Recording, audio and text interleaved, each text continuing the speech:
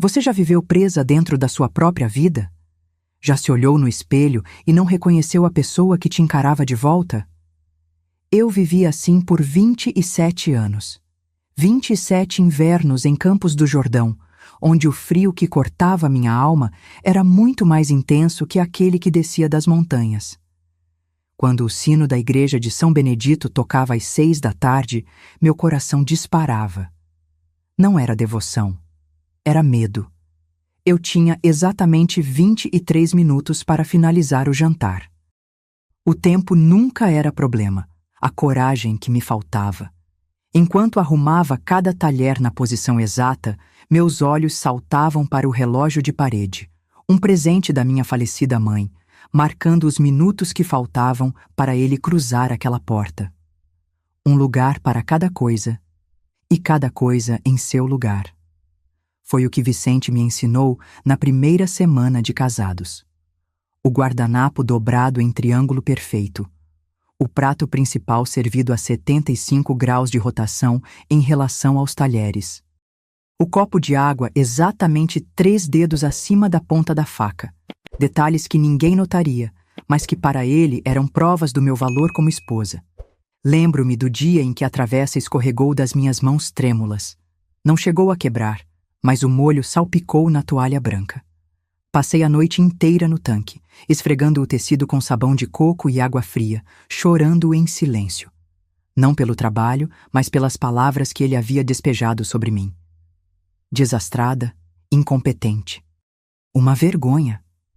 As palavras pesavam mais que a travessa de porcelana, e, diferente do molho, não podiam ser removidas com sabão. Penetravam na pele, na alma. Fixavam-se nos ossos como dor reumatológica em dia de chuva. O cheiro de pinheiros que entrava pela janela da cozinha, tão característico de nossa cidade serrana, misturava-se ao aroma do ensopado que eu preparava seguindo a receita à risca. Tudo tinha que estar perfeito. Qualquer desvio, por menor que fosse, seria motivo para mais uma de suas palestras educativas, como ele chamava. Eu as conhecia de cor. Começavam com um suspiro de decepção e terminavam com meu pedido de desculpas por existir de forma tão inadequada. As visitas nos admiravam. Que sorte a sua, Dona Terezinha, diziam as senhoras do chá beneficente. Um homem tão distinto, tão educado. E eu sorria sem mostrar os dentes. Seu sorriso largo é vulgar, ele havia me ensinado. E concordava. Afinal, quem era eu para discordar? A filha do dono da mercearia, que teve a sorte de se casar com o gerente do banco.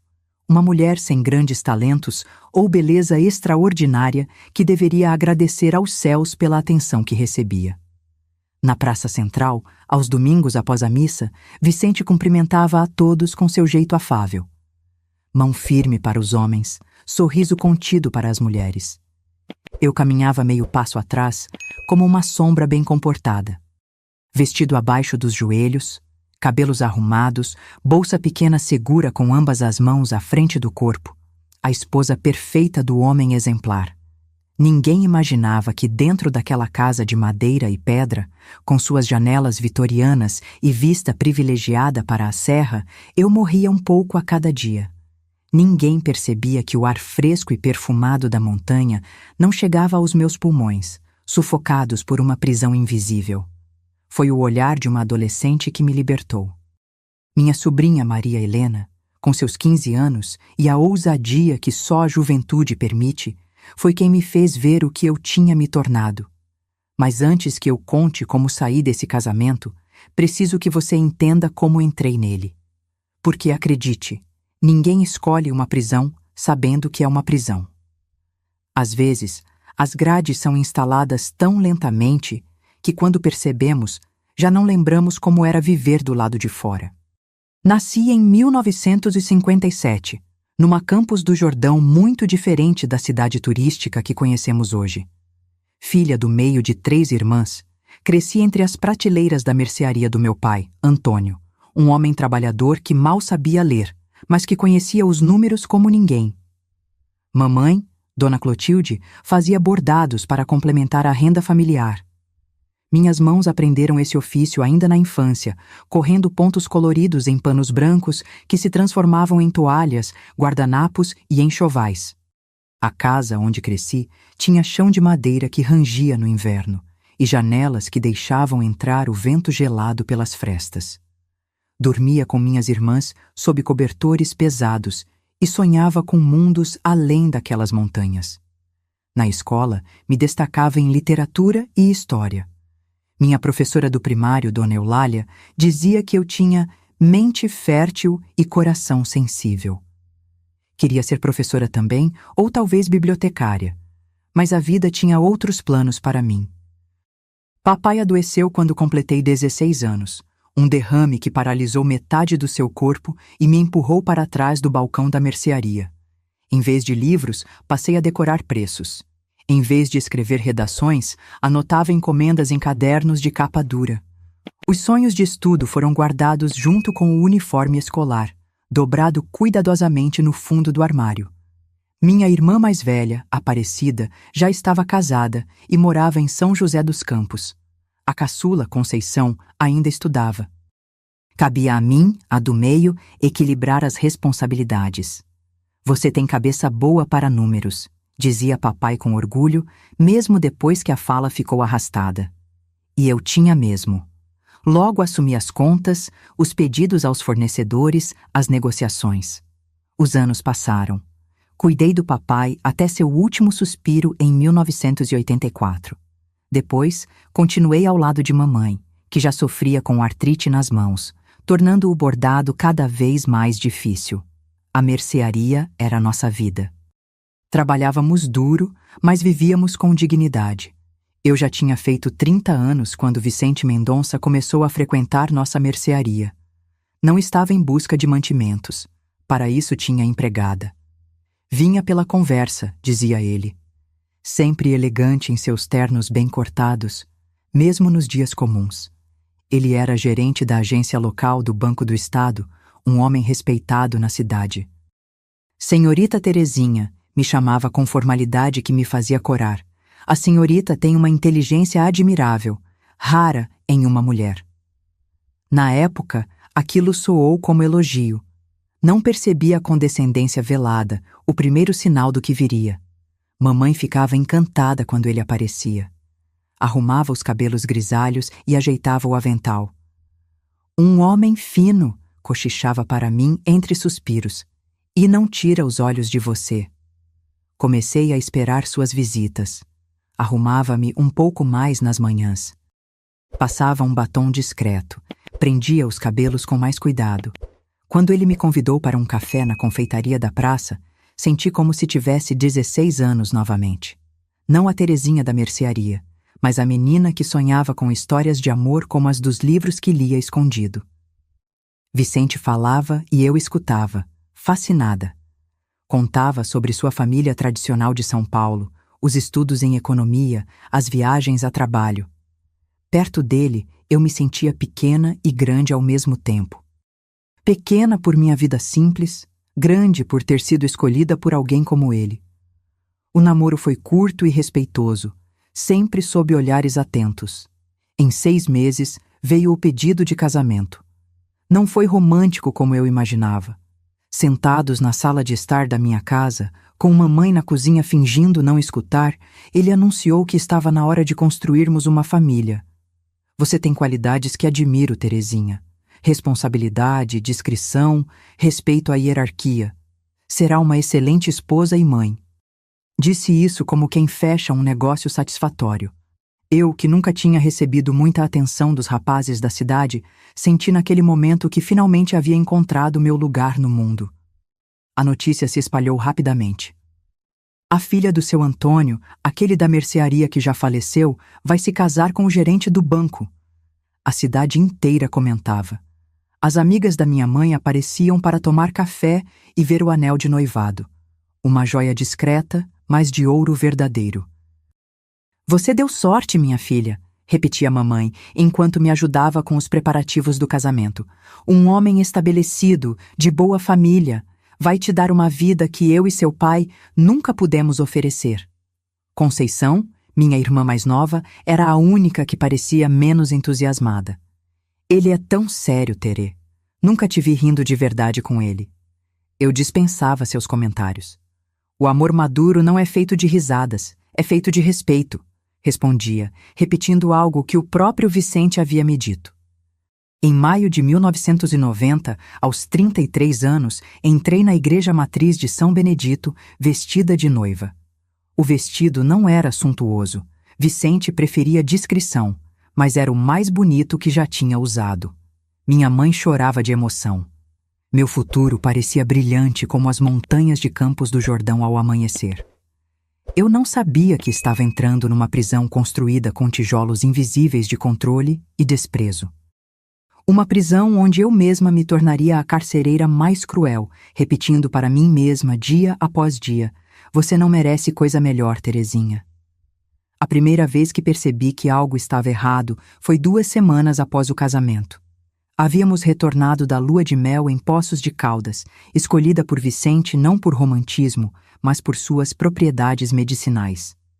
"Lugar de gente equilibrada", dizia ele, "não dessas praias cheias de futilidades." Preparei o café da manhã com esmero naquela manhã. Pão fresco da padaria, café coado na hora, manteiga, geleia caseira que mamãe tinha feito, a mesa posta com o jogo americano novo que ganhamos de presente. Estava ansiosa, querendo agradá-lo. Vicente sentou-se em silêncio, desdobrou o jornal e começou a ler. Serviu-se de café e, após um gole, franziu a testa. "Está fraco." 2 palavras, ditas sem raiva, sem emoção. Apenas uma constatação fria. Levantei-me imediatamente para preparar outro. "Desculpe, achei que estava bom assim." "Não é questão do que você acha, Terezinha. É questão de fazer corretamente." Refiz o café, mais forte desta vez. Minhas mãos tremiam levemente enquanto devolvia a xícara à mesa. Ele provou, assentiu discretamente e voltou à leitura.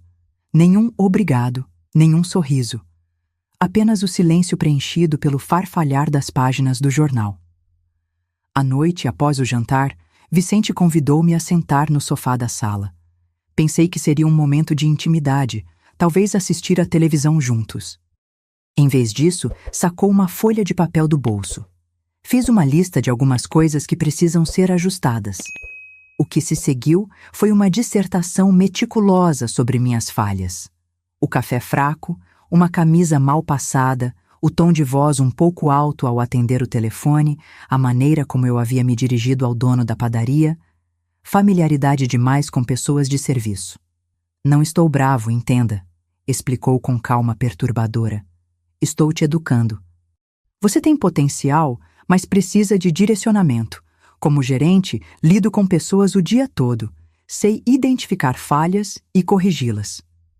Engoli em seco e assenti. Agradeci pela orientação. No fundo do meu peito, uma sensação estranha se instalou. Não era bem dor, era mais como um entorpecimento. Parte de mim sabia que aquilo não estava certo, mas uma voz mais alta repetia: "Ele só quer o meu bem. Ele é estudado, viajado, sabe mais do que eu."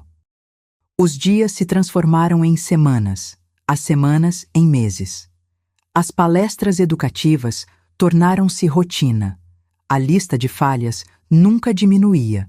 Quando eu corrigia um comportamento, ele encontrava outro para apontar. O cansaço emocional foi se instalando, silenciosamente, como uma doença crônica. Os sonhos que ainda guardava, talvez trabalhar meio período na biblioteca municipal, fazer o supletivo para terminar os estudos, foram sendo abandonados um a um. "Por que você precisa disso? Não lhe dou conforto suficiente? Está insatisfeita com o que proporciono?" As perguntas vinham carregadas de acusação. E depois, o golpe final. "Ou talvez esteja procurando outros homens para conversar." A sugestão absurda de traição me feria profundamente. Eu, que jamais olharia para outro, que sentia até culpa quando o padeiro me elogiava, ser acusada assim. Chorava, jurava minha devoção. E desistia. Desistia de tudo que pudesse causar qualquer tensão naquele casamento já tão frágil. Minha mãe faleceu em 1994. O enterro foi rápido, contido, do jeito que Vicente achava apropriado. Chorei somente em casa, no banheiro, com a torneira aberta para abafar os soluços.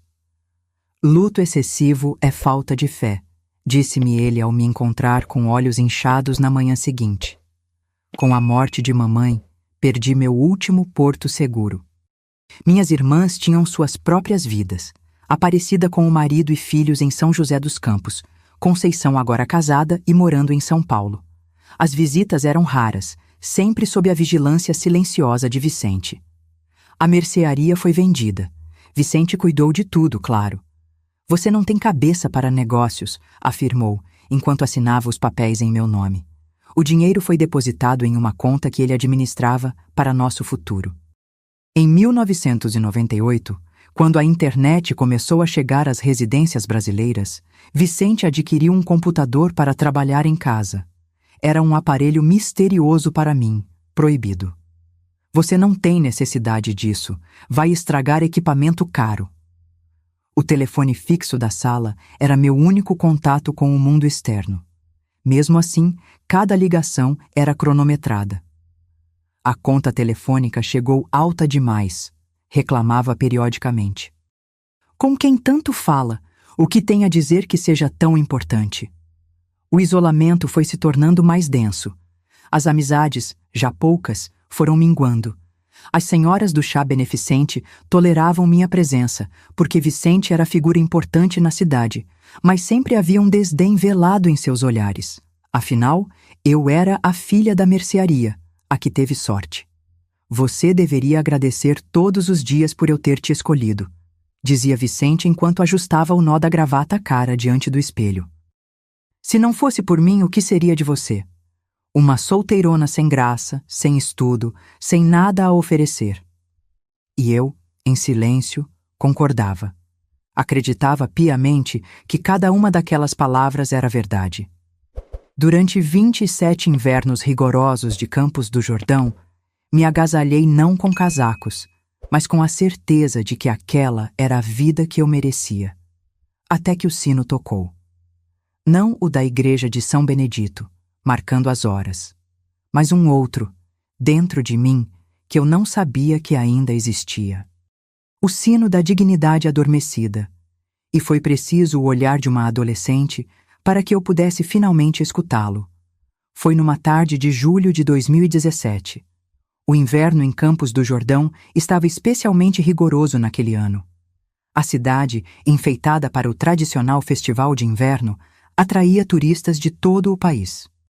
As ruas do Capivari estavam repletas de visitantes agasalhados. As vitrines das lojas exibiam cachecóis coloridos e chocolates artesanais, enquanto músicos se apresentavam nos palcos espalhados pela cidade. Para mim, no entanto, aquela movimentação pouco importava. Vicente detestava a vulgaridade do festival. Gente sem classe, fazendo barulho, congestionando nossa cidade, reclamava ele. Nossa participação nos eventos culturais limitava-se à apresentação anual da Orquestra Sinfônica do Estado de São Paulo, para a qual ele comprava ingressos nas primeiras fileiras, para sermos vistos pelas pessoas certas, explicava.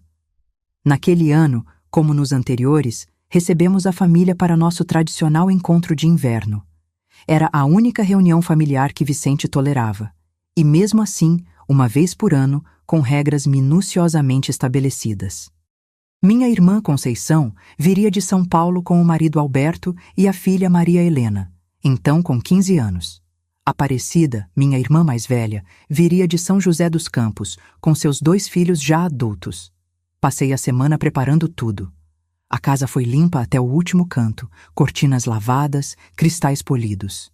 Preparei biscoitos amanteigados, pão caseiro, comprei os melhores queijos da região. Tudo tinha que estar impecável. O encontro familiar era para Vicente uma vitrine do nosso sucesso conjugal. Lembre-se de mencionar minha recente homenagem no Rotary Club. Instruiu ele na noite anterior. E use aquele conjunto azul marinho. O vermelho é chamativo demais. A manhã do encontro chegou fria e ensolarada. Enquanto aquecia o leite para o chocolate quente, minhas mãos tremiam ligeiramente, não pelo frio, mas pela ansiedade. Havia tanta pressão para que tudo saísse perfeito que mal consegui dormir. Cada detalhe precisava estar no lugar. As xícaras de porcelana herdadas da avó de Vicente, os guardanapos de linho dobrados em formato de leque, as colherinhas de prata alinhadas com precisão milimétrica. O primeiro a chegar foi Alberto, dirigindo o carro da família. Conceição desceu apressada para me abraçar. Um abraço contido, pois Vicente observava da porta com seu sorriso social. Maria Helena veio logo atrás, carregando uma pequena mochila. Como havia crescido desde o ano anterior. Não era mais a menina de tranças, mas uma adolescente com cabelos curtos e tingidos de vermelho nas pontas. Vicente franziu o senho ao vê-la, mas conteve qualquer comentário. Afinal, as aparências precisavam ser mantidas. Maria Helena me abraçou com força, sussurrando um "Senti sua falta, tia Terê", que aqueceu meu coração mais que qualquer chocolate quente. Aparecida chegou meia hora depois com os filhos. A casa se encheu de vozes, de histórias, de vida, algo raro naquelas paredes acostumadas ao silêncio e às conversas medidas. Vi Vicente observando tudo com seu olhar vigilante, intervindo ocasionalmente para corrigir alguma informação que eu compartilhava ou para completar uma história que eu contava incorretamente. Após o almoço, servido pontualmente ao meio-dia, como Vicente exigia, preparei-me para o momento do chocolate quente. Era uma tradição familiar que vinha da minha mãe. Seu chocolate quente com canela e um toque de baunilha era famoso em nossa família. A sala de estar estava arrumada com as melhores porcelanas sobre a mesa de centro. A toalha branca de renda, presente de casamento, cobria a superfície de madeira. Vicente sentou-se em sua poltrona preferida, como um rei em seu trono, supervisionando meus movimentos enquanto eu servia as xícaras. Foi então que aconteceu. Um movimento brusco de Maria Helena, levantando-se para pegar mais um biscoito, fez com que meu cotovelo desviasse ligeiramente. Uma gota, apenas uma gota, do chocolate quente caiu sobre a toalha imaculada. Um silêncio pesado caiu sobre a sala. Todos os olhos se voltaram para a pequena mancha marrom que se expandia lentamente sobre o tecido branco. Meu coração disparou. Tentei disfarçar, continuando a servir, mas minhas mãos agora tremiam visivelmente. Vicente pigarreou, aquele som familiar que precedia suas correções. Colocou sua xícara sobre a mesa com um tinido seco e disse com voz controlada, mas cortante: "Viu o que você fez? Nem isso consegue fazer direito. Por isso nunca tivemos filhos. Imagine que mãe desastrada seria."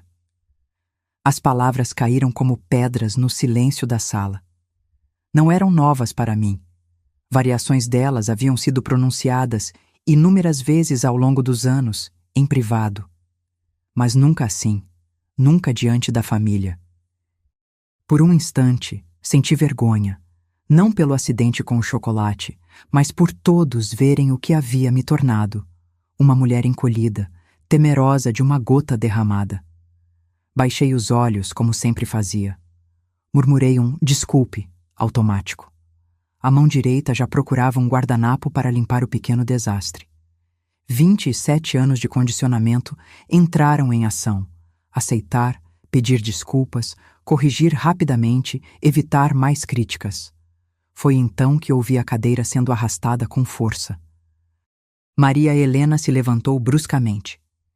"Tia Terê, por que a senhora aceita isso?" A voz de Maria Helena cortou o ar como se fossem cacos de vidro. "Ele não tem o direito de falar assim com você." Levantei o olhar atordoada.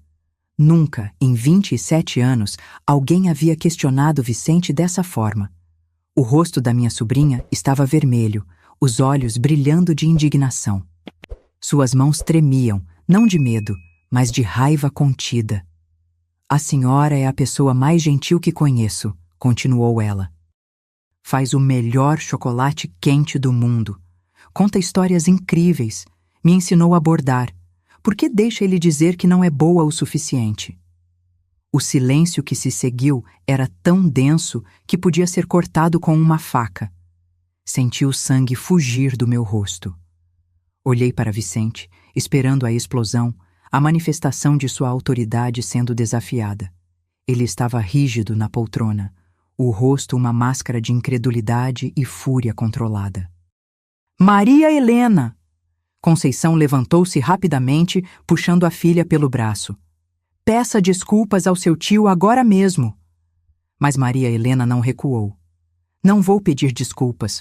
Todo ano venho aqui e vejo como ele trata a tia Terê, como se ela fosse invisível, como se ela não importasse. Acho que essa menina precisa de limites. Vicente finalmente falou, a voz perigosamente calma.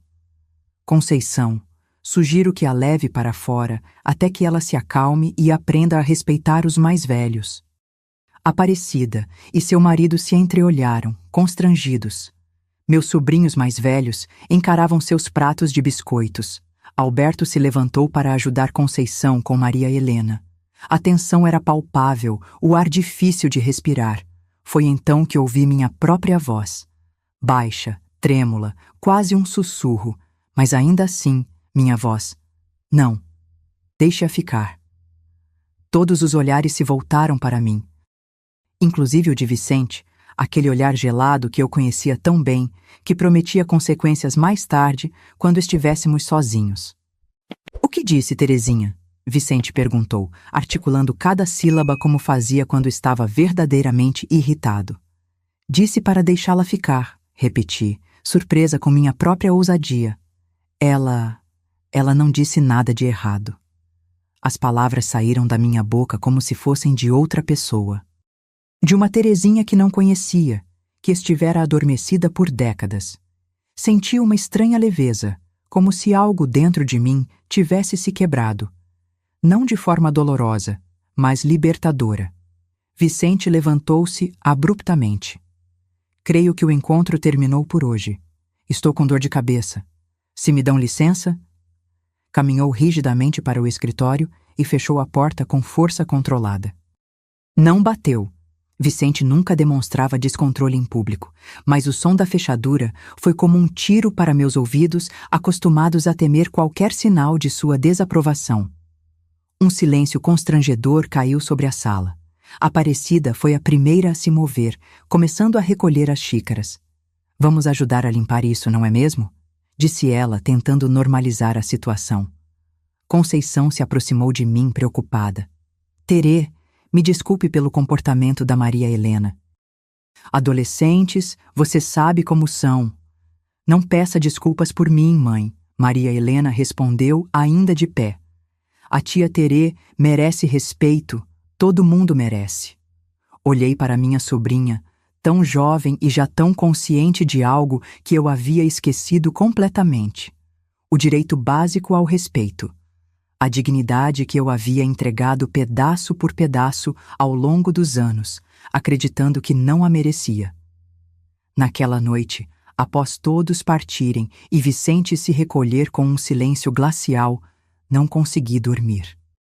Fiquei deitada no sofá da sala. Vicente havia declarado que não dividiria o quarto comigo depois de minha insolência, olhando para o teto. As palavras de Maria Helena ecoavam em minha mente. Por que a senhora aceita isso? Por que realmente? Quando havia começado a acreditar que merecia ser diminuída diariamente. Quando tinha abdicado da minha voz, das minhas opiniões, da minha própria existência como pessoa de valor. Pela primeira vez em décadas, permiti-me questionar. Não apenas Vicente, mas a mim mesma. Por que havia aceitado quando ele disse que meus sonhos eram bobagens? Por que havia concordado em vender a mercearia da família sem participar realmente da decisão?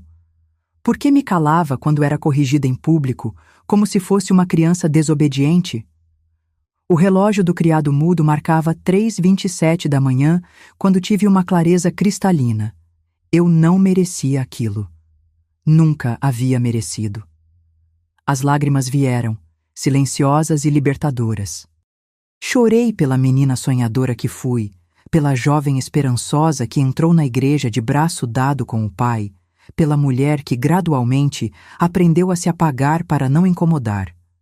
Chorei pela vida que não vivi, pelas palavras que não disse, pelos sorrisos que contive. Quando o primeiro raio de sol entrou pela janela da sala, algo havia mudado dentro de mim. Não sabia exatamente o que faria a seguir, mas sabia com certeza absoluta que não podia continuar como estava. Uma faísca havia se acendido, pequena, frágil, mas incrivelmente persistente. Como o primeiro filete de água que eventualmente rompe uma barragem, a pergunta de Maria Helena havia encontrado uma rachadura na fortaleza de mentiras que Vicente construiu ao meu redor durante décadas. Por que a senhora aceita isso? Eu não tinha resposta, mas pela primeira vez tinha a pergunta certa. Na manhã seguinte, movimentei-me pela casa como um fantasma. Preparei o café de Vicente exatamente como ele gostava, forte, com 2 colheres rasas de açúcar e servido na xícara de porcelana azul. Coloquei a mesa do café conforme o ritual de sempre. O jornal dobrado à direita, a faca de passar manteiga alinhada com o cabo voltado para ele, o guardanapo de tecido meticulosamente dobrado. Vicente desceu as escadas em silêncio, vestido para o trabalho. Sentou-se à mesa sem me olhar, como se eu fosse parte da mobília. Tomou seu café lentamente, metodicamente, virando as páginas do jornal com aquele ruído seco que eu conhecia tão bem. Resolveu seu ataque de rebeldia? Ele finalmente falou, sem levantar os olhos do jornal. Não era uma pergunta. Era uma porta para que eu me desculpasse, para que voltássemos à normalidade que ele havia estabelecido para nós. Minhas mãos tremeram levemente enquanto lavava a louça do meu próprio café, que havia tomado mais cedo, sozinha na cozinha. Não foi um ataque de rebeldia, respondi, surpresa com a firmeza na minha voz. Foi a primeira vez em muito tempo que falei o que penso. Ele dobrou o jornal lentamente, precisamente, e me encarou. Seus olhos, que um dia achei tão magnéticos, agora pareciam frios e distantes. Vou fingir que não ouvi isso. Quando voltar do banco hoje, espero que tenha recobrado o juízo. Afinal, onde você iria sem mim, Terezinha? Quem mais aguentaria uma mulher da sua idade, sem qualificações, sem graça? Pense nisso. Levantou-se, ajustou o paletó e saiu sem olhar para trás. O som da porta fechando ecoou pela casa silenciosa. Antigamente, aquelas palavras teriam me devastado. Teriam confirmado tudo o que eu acreditava sobre mim mesma, que era insignificante, inadequada, afortunada por ter sido escolhida por ele. Mas naquela manhã, algo havia mudado. As palavras atingiram um escudo invisível que começava a se formar ao meu redor. Ainda doíam, mas não penetravam como antes. Sentei-me na cadeira que ele havia acabado de deixar vazia e olhei pela janela da sala de jantar. Lá fora, a vida continuava. Pessoas caminhando pela rua, pássaros voando entre os pinheiros. O mundo seguia existindo além daquelas paredes que haviam se tornado minha prisão. O telefone tocou, me sobressaltando. Era Conceição. Terê, estou preocupada. Como você está depois de ontem? Hesitei. Por décadas minha resposta automática seria: estou bem, não se preocupe. Minimizar, abafar, esconder. Mas algo havia se quebrado em mim. Não estou bem, Conceição, não estou bem há muito tempo. O silêncio do outro lado da linha era pesado de significado. Você quer conversar? Posso ir até aí. Não hoje. Vicente voltará do trabalho e... Parei, percebendo a absurdidade da minha preocupação. Na verdade, podemos almoçar amanhã? Só nós duas? Encontramo-nos no dia seguinte no Café da Serra, um local discreto longe do centro onde Vicente raramente ia. Conceição me esperava numa mesa ao fundo, o rosto marcado pela preocupação. Nos abraçamos longamente antes de nos sentarmos. Maria Helena está arrependida, ela começou. Acha que causou problemas para você. Ela abriu meus olhos, respondi, surpreendendo a mim mesma com a clareza dessa verdade. Vivemos em gerações diferentes, Conceição. Você e eu fomos ensinadas a aceitar, a nos calar, a agradecer por qualquer migalha de atenção que os homens nos dessem. Conceição baixou os olhos para sua xícara de café. Papai era assim também. Não tão metódico quanto Vicente, mas tinha aquela mesma certeza de que sabia mais, de que estava sempre certo. E mamãe aceitava, completei. Como eu aceitei por todos esses anos. O que você vai fazer, Terê? A preocupação nos olhos da minha irmã era genuína. Essa era a pergunta que havia me mantido acordada nas 2 últimas noites. O que eu iria fazer?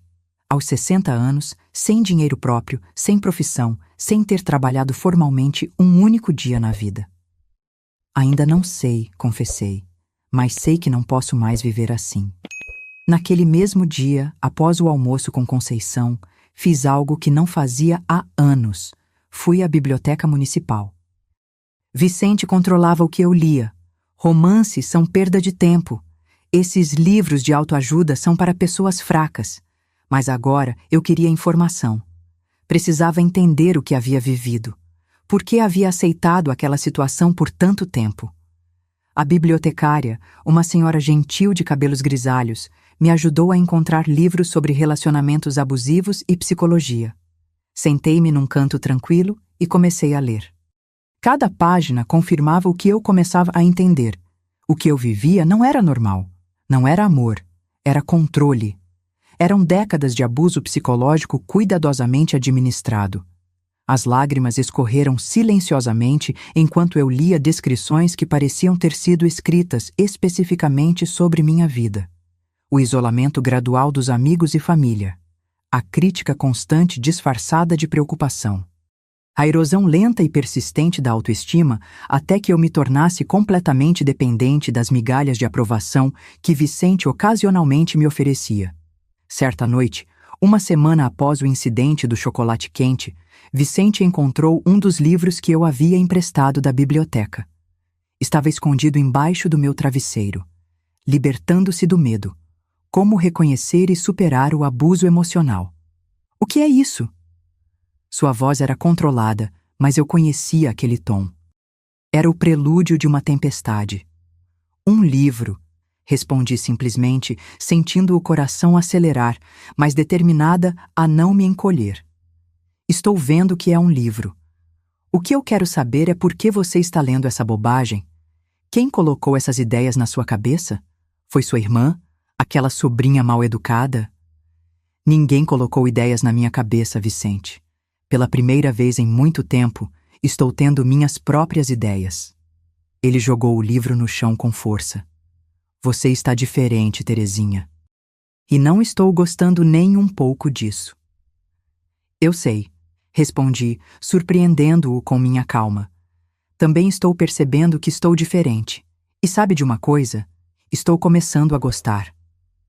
A expressão dele se transformou em algo que nunca tinha visto antes. Não apenas raiva, mas medo. Medo de perder o controle. Naquele momento, percebi. O poder que ele exercia sobre mim dependia da minha submissão. Da minha crença de que eu era menos, que precisava dele para existir. Naquela noite, Vicente dormiu no quarto principal e eu no quarto de hóspedes. Uma separação física que refletia a distância emocional que começava a crescer entre nós. Enquanto tentava adormecer, percebi que havia cruzado uma linha da qual não havia retorno. Não sabia exatamente para onde estava indo, mas sabia que não podia mais voltar a ser quem eu era antes. O primeiro grande desafio surgiu quando percebi que não tinha acesso ao dinheiro. Vicente sempre controlou nossas finanças. Você nunca teve cabeça para números, querida, ele dizia com falsa gentileza. Nossa conta bancária era conjunta, mas eu não tinha cartão próprio, apenas uma pequena mesada mensal para despesas pessoais, que na verdade significava produtos de higiene e ocasionalmente alguma peça de roupa que ele aprovasse. Nas semanas que seguiram ao incidente com Maria Helena, comecei a guardar pequenas quantias dessa mesada. Escondi as notas dentro de um exemplar antigo de Orgulho e Preconceito, que Vicente nunca abriria. Ele considerava literatura clássica leitura feminina sem substância. Era pouco, muito pouco, mas era um começo. Precisava de mais informações sobre minha situação financeira. Num dia em que Vicente estava numa reunião do Rotary Club, entrei em seu escritório, um espaço proibido para mim sem autorização expressa. Com mãos trêmulas, abri gavetas e pastas, fotografando documentos com o celular simples que ele havia me dado para emergências. Extratos bancários, investimentos, escrituras. A sensação de estar violando um espaço sagrado me deixava nauseada, mas continuei. O que descobri foi devastador. A mercearia da minha família, que Vicente havia ajudado a vender quando nos casamos, dizendo que o dinheiro estava bem aplicado, havia rendido uma quantia significativa que eu nunca vi. A casa onde morávamos, que eu pensava ser nossa, estava apenas no nome dele, embora parte do dinheiro da venda da mercearia tivesse sido usada na compra. Havia investimentos, ações, uma pequena chácara nos arredores da cidade. Tudo em nome dele, nada em meu nome. Saí do escritório sentindo-me como se o chão tivesse sido arrancado sob meus pés. Não era apenas controle emocional, era controle financeiro absoluto, dependência total. Se eu o deixasse, para onde iria? Como viveria? Na semana seguinte, enfrentei outro desafio: encontrar ajuda profissional. Não era simples em uma cidade pequena como Campos do Jordão, onde todos se conheciam. O prestígio de Vicente como gerente do banco e membro ativo da comunidade significava que qualquer movimento meu poderia chegar aos seus ouvidos. Através da biblioteca, descobri que havia um centro de referência da mulher na cidade vizinha de São José dos Campos. Inventei uma visita à prima distante que vivia lá. Uma prima que, na verdade, já havia falecido anos atrás. Mas Vicente não se lembraria desse detalhe. Ele ficou desconfiado, mas minha recente rebeldia o havia deixado menos inclinado a questionar cada um dos meus movimentos. Talvez achasse que eu estava apenas numa fase que logo passaria. No centro, uma assistente social chamada Débora me recebeu com um olhar compreensivo que me fez chorar antes mesmo de começar a falar. Quando finalmente consegui narrar minha história, os 27 anos de controle, críticas e isolamento, ela não demonstrou choque ou pena, apenas compreensão profissional e, o mais importante, informação. O que você está descrevendo, Terezinha, é abuso psicológico. É tão real e danoso quanto o abuso físico, embora muitas vezes mais difícil de identificar e provar. Mas ele nunca levantou a mão para mim, argumentei, ainda lutando com a definição. Nem precisou, respondeu Débora suavemente. O controle emocional e financeiro foi suficiente para mantê-la presa. Muitos agressores nunca recorrem à violência física porque encontram outros métodos eficazes. Saí do centro com um pequeno arsenal, panfletos escondidos na bolsa, números de telefone memorizados, conhecimento sobre meus direitos e, principalmente, a confirmação de que não estava louca. O que eu sentia era real. O que estava descobrindo sobre minha vida era verdadeiro. De volta a Campos do Jordão, enfrentei o desafio de buscar ajuda sem alertar Vicente. Conceição se tornou minha aliada mais próxima, embora estivesse assustada com os rumos que minha situação tomava. E se ele descobrir que você está planejando sair? Você tem para onde ir? Ela perguntava, genuinamente preocupada. Ainda não, confessei. Estou tentando resolver isso um passo de cada vez. Um dos maiores desafios era psicológico, lidar com anos de programação mental que me faziam duvidar de mim mesma. Nas noites em que Vicente estava particularmente gentil, trazendo flores, elogiando um jantar, lembrando de alguma data especial, eu vacilava. Talvez eu estivesse exagerando. Talvez ele estivesse mudando. Talvez pudéssemos começar de novo. Então, invariavelmente, vinha o comentário despreocupado que desfazia toda aquela ilusão. Você está menos desleixada hoje, ou pelo menos dessa vez não queimou o arroz, ou está vendo como é melhor quando você se comporta adequadamente? E eu lembrava, aquilo não era amor, era condicionamento.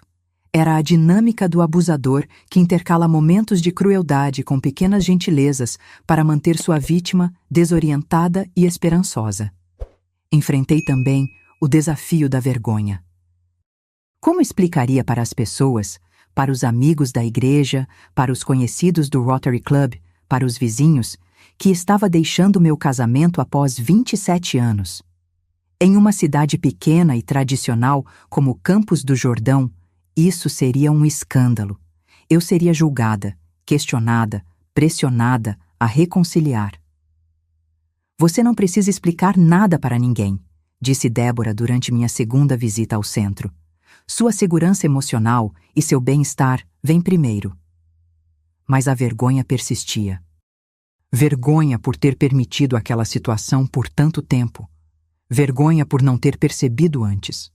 Vergonha pelo que as pessoas diriam sobre mim e sobre Vicente, que publicamente era visto como um marido exemplar. O maior desafio, porém, era o medo. Não de violência física. Vicente era meticuloso demais para isso, mas medo do desconhecido. Medo de começar do zero aos 60 anos. Medo de descobrir que talvez ele estivesse certo sobre mim, que eu era incapaz, incompetente, inadequada para o mundo fora daquela casa. Certa noite, enquanto Vicente dormia, sentei-me na cozinha com uma xícara de chá e um pequeno caderno que havia comprado secretamente. Comecei a listar tudo o que sabia fazer. Cozinhar pratos elaborados, costurar, bordar, cuidar de plantas, organizar eventos sociais, fazer artesanato. Habilidades que Vicente havia minimizado ao longo dos anos como coisinhas de dona de casa, mas que eu sabia, no fundo, tinham valor. Olhando para aquela lista à luz fraca da cozinha, senti um pequeno lampejo de esperança. Talvez, apenas talvez, eu pudesse construir algo novo com essas habilidades. Uma vida que fosse realmente minha. No dia seguinte, criei coragem e fiz algo que não fazia há mais de 2 décadas. Liguei para uma amiga dos tempos de colégio, Helena, que Vicente havia afastado gradualmente com seus comentários sutis sobre seu comportamento inadequado para uma senhora.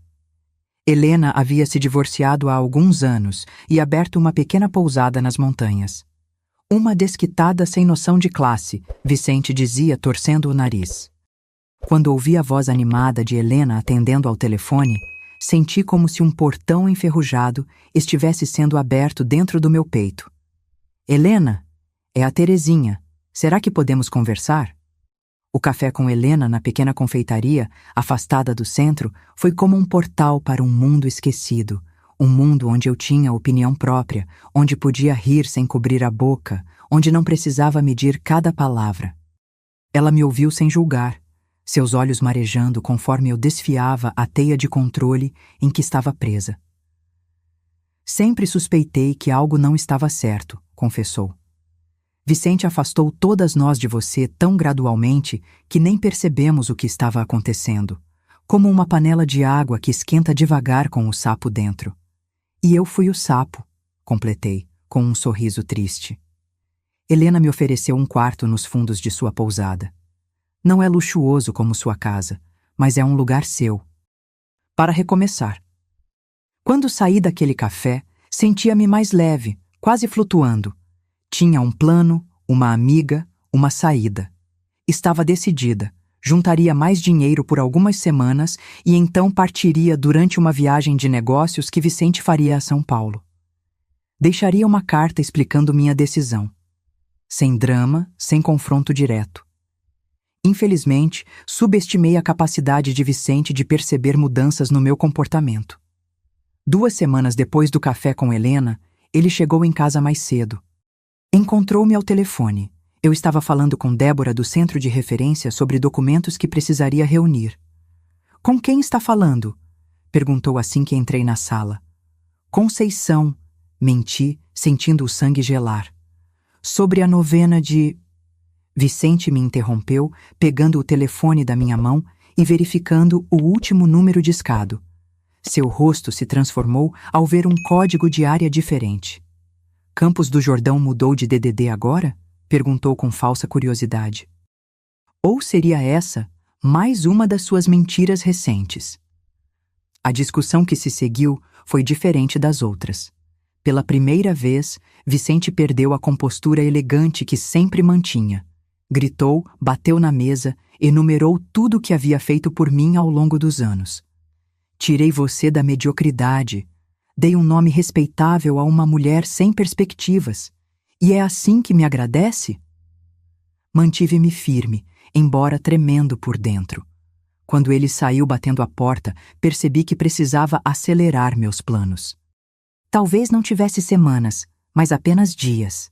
Na manhã seguinte, Vicente apareceu com flores e um pedido de desculpas ensaiado. Não sei o que deu em mim, querida.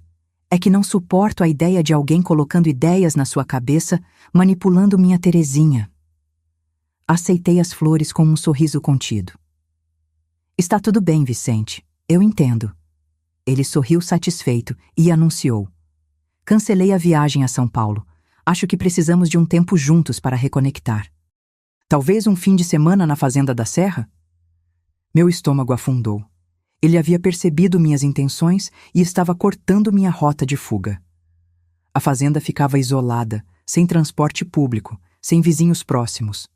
Precisava de um novo plano, e rápido. Na semana seguinte, cometi meu segundo erro. Fui ao banco onde Vicente trabalhava para tentar entender minha situação financeira. Uma funcionária nova me atendeu, mas quando mencionei a conta conjunta, ela chamou o gerente substituto, um amigo próximo de Vicente. Dona Terezinha, que surpresa agradável! O Vicente sabe que está aqui? Inventei uma história sobre precisar transferir dinheiro para uma sobrinha em dificuldades. Ele sorriu compreensivo, mas notei quando discretamente pegou o telefone assim que me retirei. Antes mesmo de chegar em casa, recebi uma mensagem de Vicente. Precisamos conversar quando eu chegar. Não saia. Aquela noite foi uma das piores. Vicente não gritou, não quebrou nada. Sentou-se à minha frente na sala e, com voz controlada, detalhou cada movimento meu nas últimas semanas. O encontro com Helena, a visita ao banco, as ligações para números desconhecidos. Você acha que pode me deixar, Terezinha? Perguntou com um sorriso frio. Depois de tudo que construí? Tudo que fiz por você? Então veio o golpe final. Falei com seu médico hoje. Estou preocupado com sua saúde mental ultimamente. Esquecimentos, comportamento errático, paranoia. Dr. Maurício concorda que precisamos monitorar esses sintomas de perto. Talvez seja o início de uma demência. O ardil era perfeito. Quem acreditaria em mim, uma dona de casa sem formação, de 60 anos, contra a palavra de um respeitado gerente de banco e um médico? A vulnerabilidade da minha posição me atingiu como um raio. Não tinha dinheiro próprio, documentos importantes estavam sob controle dele, e agora ele construía uma narrativa de que eu estava mentalmente instável. Aquela noite chorei até adormecer, sentindo-me derrotada. Talvez Vicente estivesse certo. Talvez eu fosse incapaz de viver sozinha. Talvez estivesse enlouquecendo mesmo. Na manhã seguinte, enquanto servia o café para Vicente, percebi que minhas mãos haviam parado de tremer. Uma calma estranha tomou conta de mim. Não a calma da aceitação, mas a quietude que precede uma decisão irrevogável. Observei-o lendo o jornal, reclamando do barulho dos turistas, criticando a geleia que eu havia preparado. Doce demais, como sempre. Era um homem comum. Não um monstro de história de terror. Não um vilão de novela. Apenas um homem comum que havia dedicado décadas a controlar cada aspecto da minha existência. E pela primeira vez, olhando para ele, não senti medo. Senti pena. O café está frio, ele reclamou, empurrando a xícara na minha direção. Sim, respondi calmamente. Está mesmo. Ele levantou os olhos, surpreso pelo tom da minha voz. Vou esquentar para você, disse pegando a xícara. mas ao invés de me dirigir à cozinha, coloquei-a sobre a mesa e continuei. Depois que você aprender a pedir, por favor. E obrigado também seria adequado. A expressão de Vicente naquele momento, surpresa absoluta seguida de indignação contida, ficou gravada na minha memória como um pequeno troféu. Foi a primeira vez que percebi. Ele só tinha o poder que eu lhe concedia. E eu estava cansada de conceder. Nas semanas seguintes, adotei uma estratégia diferente. Em vez de tentar fugir, o que Vicente claramente esperava e estava preparado para impedir, decidi ficar e mudar as dinâmicas de dentro. Comecei com pequenas recusas. Não vou trocar de roupa só porque você não gosta desse vestido. Não acho que a mesa precisa ser arrumada de novo. Não vou ligar para cancelar meu chá com Conceição. Cada não era uma pequena vitória, um tijolo removido do muro de controle que me cercava. Vicente reagia com incredulidade, depois com raiva contida, depois com tentativas de manipulação. Você está diferente, querida.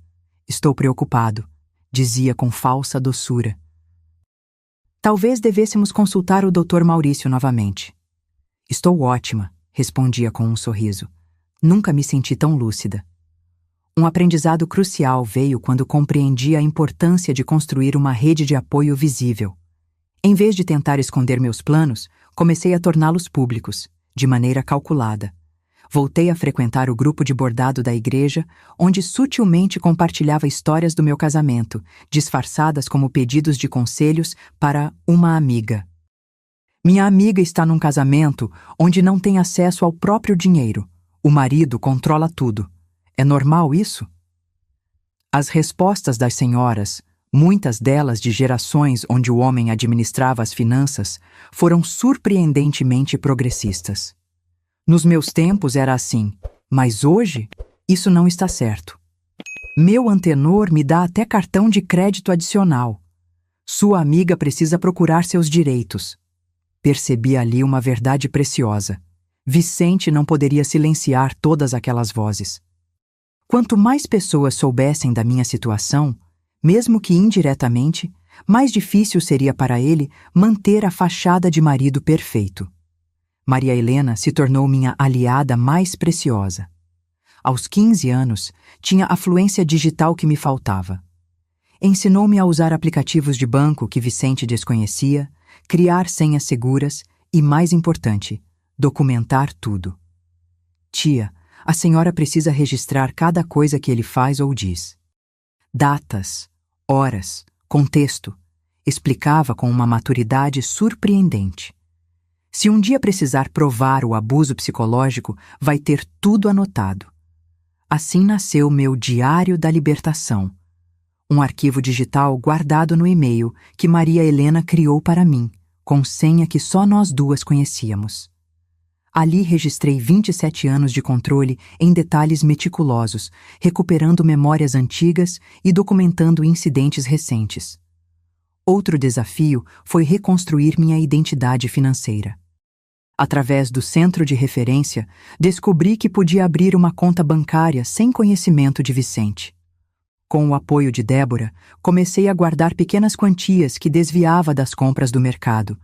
R$ 10 aqui, 20 ali. Migalhas que aos poucos formavam um montante que representava muito mais que dinheiro.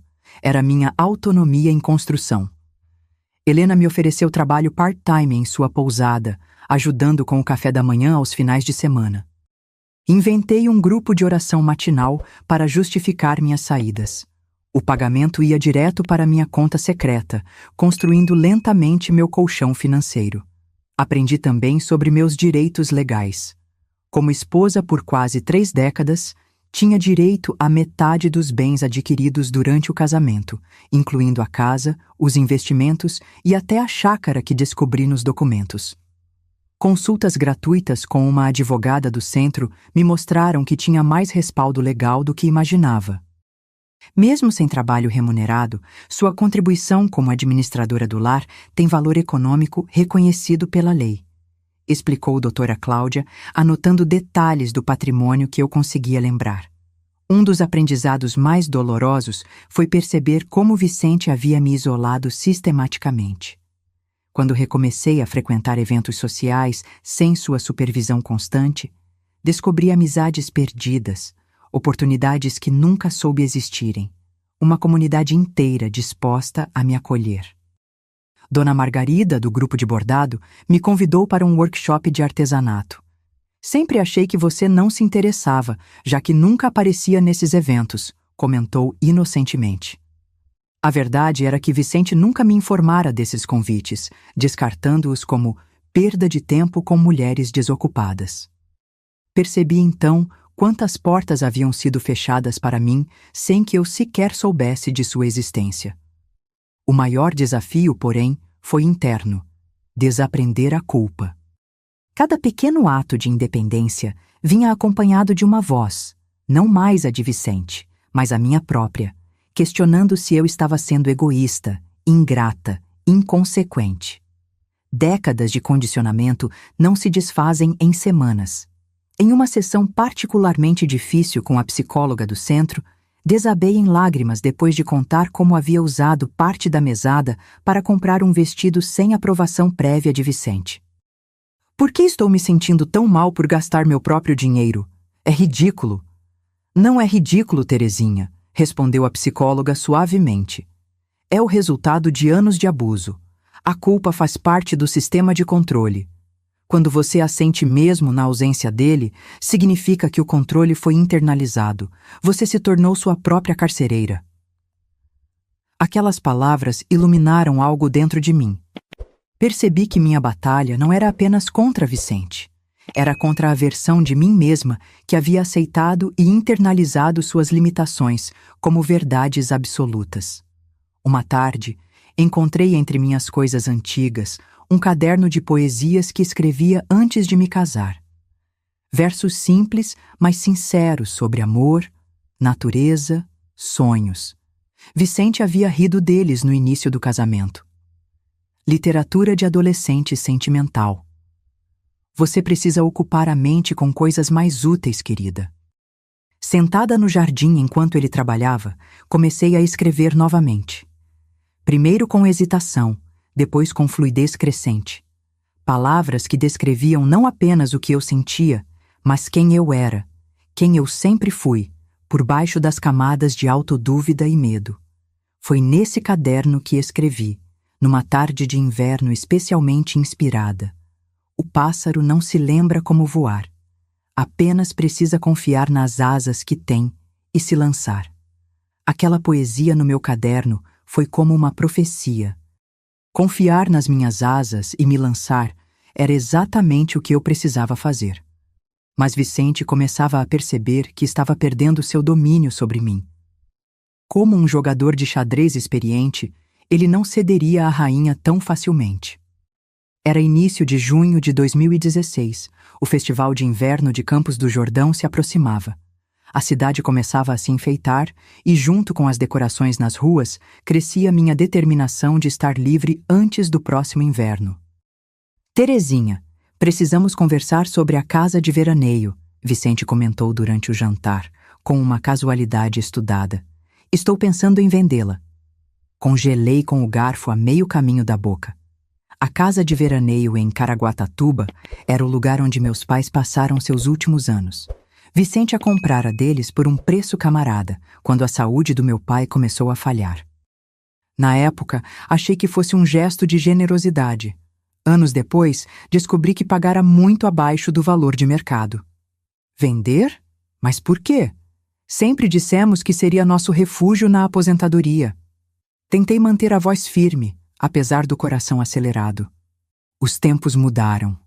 O mercado está bom para vender agora, respondeu com um movimento de ombros, como se discutíssemos o clima e não a última conexão material que eu tinha com minha família. Já tenho um comprador interessado. Entendi o movimento dele. Vicente estava liquidando ativos, provavelmente transferindo dinheiro para contas que eu desconhecia.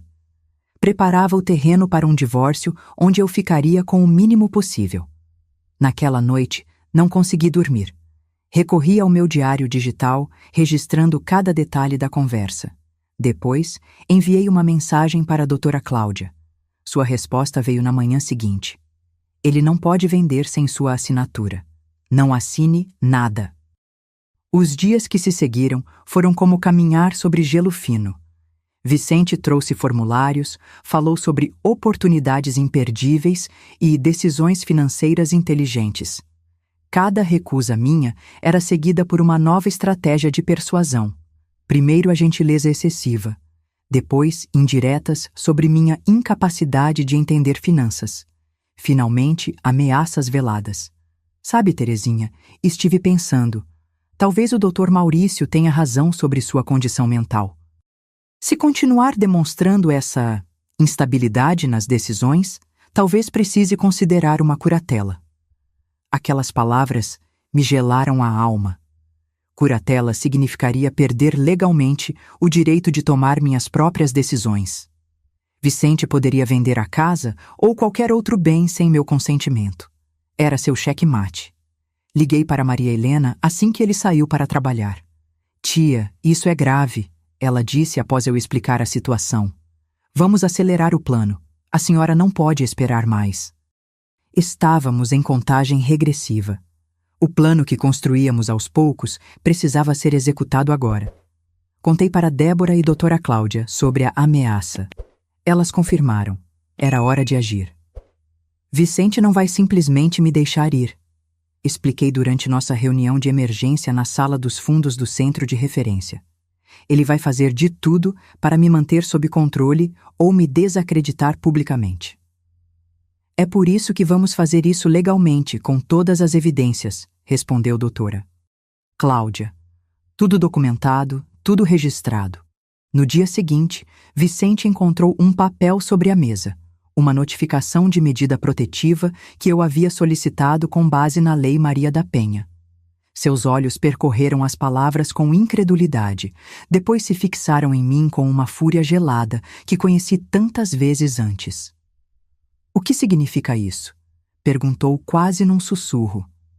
Significa que agora outras pessoas sabem, respondi, surpresa com a firmeza na minha própria voz. Significa que não estou mais sozinha. Ele riu, um som desprovido de qualquer alegria. Ninguém vai acreditar em você. Sou respeitado nesta cidade. Quem é você? Uma dona de casa neurótica que nunca fez nada de importante na vida. Isso não é verdade, respondi com calma. Eu criei um lar, apoiei sua carreira, mantive sua vida funcionando por quase 3 décadas. E agora vou fazer o mesmo pela minha própria vida. Nos dias seguintes, a tensão em nossa casa era palpável.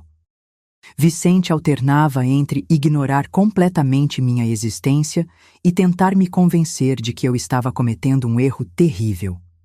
Em um momento particularmente baixo, ajoelhou-se chorando, implorando perdão por qualquer mal-entendido e prometendo mudanças. Quase vacilei. Décadas de condicionamento não desaparecem facilmente. Parte de mim queria acreditar, queria a segurança familiar daquele relacionamento, mesmo com todas suas falhas. Mas então lembrei das anotações no meu diário, das promessas anteriores nunca cumpridas, do medo constante que havia sido minha companhia por tanto tempo. Sinto muito, Vicente, disse suavemente, mas isto não é um mal-entendido, é um despertar. Na sexta-feira recebi uma ligação que mudou tudo. Era do Dr. Maurício, o médico da família e amigo de Vicente. Dona Terezinha, Vicente me procurou muito preocupado com sua saúde mental. Ele mencionou comportamento errático, decisões impulsivas, possível depressão. Respirei fundo. Este era o momento que eu temia e esperava ao mesmo tempo. Dr. Maurício, antes que continue, preciso informá-lo que esta conversa está sendo gravada com o consentimento de uma parte, o que é legal no Brasil. Falei calmamente, repetindo as instruções de doutora Cláudia. Também gostaria de deixar claro que qualquer diagnóstico sem uma consulta adequada pode configurar má prática médica, principalmente se baseado apenas no relato de terceiros. Um silêncio se estendeu do outro lado da linha. Entendo. Ele finalmente respondeu, sua voz notavelmente mais formal. Neste caso, sugiro marcarmos uma consulta adequada para a avaliação. Ficarei feliz em ser avaliada, doutor. Inclusive, já estou sendo acompanhada por uma psicóloga do Centro de Referência da Mulher, que pode fornecer um parecer profissional sobre minha condição atual. Aquela tarde, Vicente chegou em casa mais cedo que o habitual. Seu olhar me dizia que Dr. Maurício o havia contatado. Ele jogou a pasta sobre a mesa com violência incomum. Você não vai conseguir, disse entre dentes. Esta casa, tudo o que temos, foi construído por mim. Por mim? O que você acha que pode fazer sozinha, com 60 anos? Nas suas palavras, ouvi não apenas raiva, mas medo. Medo de perder o controle. Medo de estar sozinho. Medo de que eu descobrisse que podia, sim, viver sem ele. Não estou sozinha, Vicente, respondi, levantando-me da mesa. E vou descobrir exatamente o que posso fazer. O relógio da sala marcou 6 horas. O sino da igreja de São Benedito começou a tocar, como havia feito todos os dias de nossa vida juntos. Mas desta vez, em vez de me apressar para servir o jantar, permaneci imóvel, observando seu rosto. O som do sino ecoava entre nós, como uma contagem regressiva para o inevitável confronto que se aproximava. Na manhã seguinte, acordei antes do amanhecer. O quarto de hóspedes onde passei a dormir nas últimas semanas estava frio, típico de junho em Campos do Jordão. Enrolei-me no chale que minha mãe havia tecido décadas atrás, sentindo seu abraço simbólico me envolvendo em um momento tão crucial. Vicente ainda dormia no quarto principal. Para alguém que dedicou tanto esforço a me controlar, era surpreendente como ele dormia profundamente, vulnerável, quase infantil em seu abandono ao sono. Passei pelo corredor em silêncio, sem olhar para a porta entreaberta. Aquela seria a data. Havia marcado no meu calendário secreto com semanas de antecedência, escolhida estrategicamente. Era o dia da reunião anual de gerentes do banco, quando Vicente estaria ocupado até tarde. Era também o dia em que Maria Helena viria com seu carro para me ajudar. Tudo estava meticulosamente planejado. Na cozinha, preparei café como sempre fiz. Posicionei a xícara dele no lugar habitual, o jornal dobrado ao lado. Este ritual, repetido milhares de vezes, tinha algo de despedida agora. Não era nostalgia o que sentia, mas uma estranha reverência ao encerramento de um ciclo. Bom dia. Vicente entrou na cozinha, ajustando a gravata. O terno escuro impecável, os sapatos polidos, a imagem do homem respeitável que todos conheciam. Estarei na reunião até tarde, não me espere para o jantar. Tudo bem, respondi, servindo seu café. Tenho grupo de oração hoje também. Ele assentiu, distraído, folheando o jornal. A tensão dos últimos dias parecia momentaneamente suspensa, como se ambos fizéssemos parte de uma trégua silenciosa. Ou talvez fosse apenas minha percepção, alimentada pela certeza de que aquela seria nossa última manhã juntos. Assim que o carro de Vicente desapareceu na curva, comecei os preparativos. A mala já estava parcialmente feita, escondida no fundo do armário de roupas de inverno. Documentos importantes, certidão de casamento, escrituras, apólices de seguro, estavam seguros em uma pasta que entreguei a Maria Helena semanas antes. Abri o cofre que Vicente achava que eu não sabia operar. A combinação era o aniversário dele, tão previsível que quase sorri. Dentro, encontrei o que procurava: as joias da minha avó que ele guardava para segurança e a caderneta de poupança conjunta. Não tomaria tudo, apenas o que era legitimamente meu por direito. Meu telefone tocou às 10h23. Era Débora do Centro de Referência. Terezinha, temos um problema. Vicente apareceu aqui há pouco, procurando por você e pela doutora Cláudia. Estava bastante alterado. Meu estômago afundou. Como ele descobriu sobre vocês? Não sabemos ao certo. Falou algo sobre verificar seu registro de chamadas. Mencionou que você estaria fabricando histórias para prejudicá-lo. Ele já saiu daí? Sim, mas pareceu determinado a resolver essa situação, como ele disse. Acho que você deveria acelerar seus planos. Desliguei sentindo o coração na garganta. Vicente havia descoberto parte do meu plano.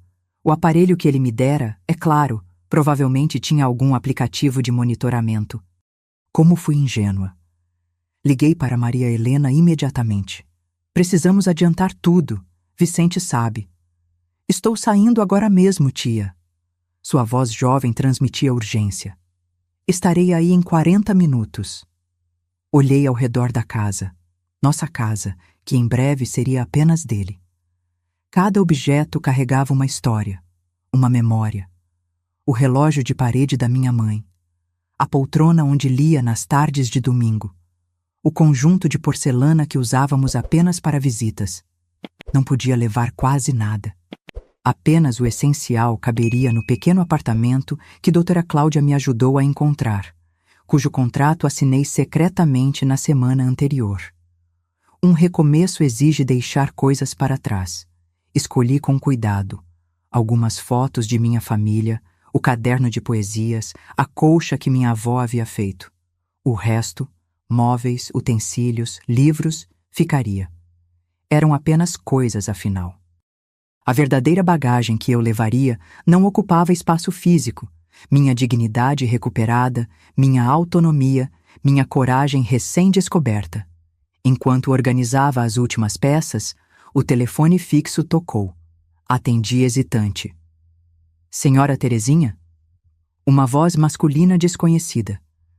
Aqui é Paulo do banco. O senhor Vicente pediu para informar que está saindo agora da reunião. Disse que houve uma emergência em casa.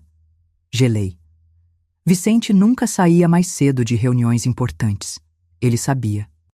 De alguma forma, ele sabia. Obrigada pelo aviso. Respondi com uma calma que não sentia. Desliguei e liguei imediatamente para Maria Helena. Quanto tempo ainda? Estou entrando em Campos agora, tia.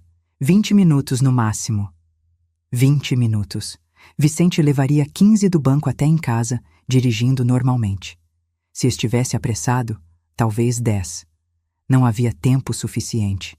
Então, com a clareza que só vem nos momentos decisivos, soube que precisava enfrentá-lo uma última vez. Não fugir, não me esconder. Encará-lo diretamente, olhos nos olhos, e dizer aquilo que deveria ter dito há 27 anos. Sentei-me na cadeira da sala, de frente para a porta. O relógio marcava 11h15. Minha respiração se acalmou gradualmente. As mãos, que antes tremiam ao menor sinal de conflito, agora estavam firmes sobre meu colo. O medo ainda estava lá, é claro. Seria ingenuidade negá-lo. Mas ao lado dele havia algo novo e poderoso. A absoluta certeza de que, independentemente do que acontecesse nos próximos minutos, eu já havia me libertado. Ouvi o carro estacionando bruscamente na entrada. Passos apressados na varanda. A chave girando na fechadura com força desnecessária. A porta se abriu violentamente e Vicente surgiu no portal, o rosto contorcido em uma mistura de raiva e incredulidade ao me ver sentada calmamente, uma pequena mala ao meu lado. Então é verdade, disse ele, a voz tremendo ligeiramente. Você realmente vai me deixar depois de tudo que fiz por você. O confronto final que eu tanto temia finalmente havia chegado. Depois de tudo que você fez por mim? Repeti suas palavras, sentindo-as diferentes agora. O que exatamente você fez por mim, Vicente? Ele deu 2 passos para dentro da sala, deixando a porta aberta atrás de si. O ar frio de junho entrava pela abertura, mas eu não sentia mais o frio. Dei um teto sobre sua cabeça. Dei respeito na sociedade. Transformei a filha do merceeiro em esposa de um gerente de banco. Vociferou, gesticulando ao redor como se a casa fosse evidência suficiente de sua generosidade. E é assim que me agradece? Conspirando pelas minhas costas com assistentes sociais e psicólogas feministas? Observei seu rosto vermelho, a veia pulsante na têmpora, a gravata ligeiramente torta, pequenas rachaduras na fachada do homem controlado que ele sempre apresentou ao mundo. Curiosamente, pela primeira vez, não me encolhi diante de sua raiva. Não estou conspirando, Vicente. Estou me salvando. Se salvando? De quê? Ele riu com desdém. De uma vida confortável? De um marido fiel que nunca lhe negou nada material? Pergunte a qualquer mulher nesta cidade se não trocaria de lugar com você. Talvez trocariam, respondi calmamente. De fora, nossa vida parece perfeita, mas elas não ouviram você me chamando de estúpida por 27 anos. Não viram como tremo ao ouvir suas chaves na porta. Não perceberam como fui ficando menor, mais silenciosa, menos eu mesma a cada ano que passou. Vicente aproximou-se, apontando o dedo para meu rosto. Você enlouqueceu. Sempre foi instável, emotiva demais. Sabia que isso aconteceria quando começou a frequentar aquele centro comunitário. Encheram sua cabeça com ideias. O que encheu minha cabeça foram suas palavras. Incompetente, burra, sem graça, fracassada. Repeti-as para mim mesma por tanto tempo que se tornaram verdade. Levantei-me lentamente, até que um dia percebi: não são verdade. Nunca foram. E quem você pensa que é sem mim? Ele perguntou, sua voz destilando veneno. Uma velha de quase 70 anos achando que vai recomeçar a vida? Vai voltar rastejando em uma semana. Havia algo diferente no ar entre nós. O desequilíbrio de poder que sempre nos definiu parecia estar se deslocando, reajustando-se.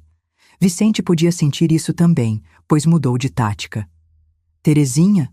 Sua voz suavizou-se, quase suplicante agora.